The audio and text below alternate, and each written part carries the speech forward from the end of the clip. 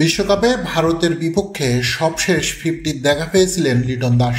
66 করা সেই ইনিংসের পর ওয়ানডেতে 421 দিন পেরিয়ে গেছে, তবুও লিটনের ব্যাটে 50 দেখা নেই। তবে অবস্থা এখন এমন দাঁড়িয়েছে যে 50-র হিসেব নিকেশই অযথা মনে হতে পারে।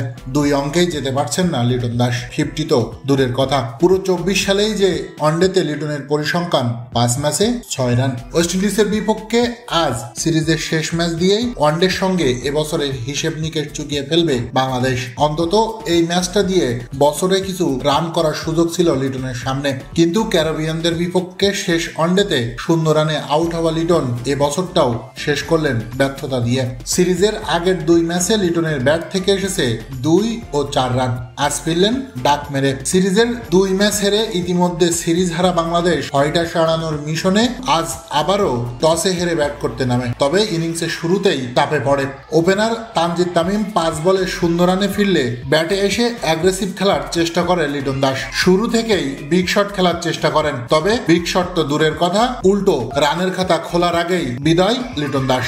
তবে 9 রানে 2 ব্যাটসম্যানের বিদায়ের পর সৌম্য সরকার ও অধিনায়ক মেহেদী হাসান মিরাজের জুটিতে ঘুরে দাঁড়ায় বাংলাদেশ।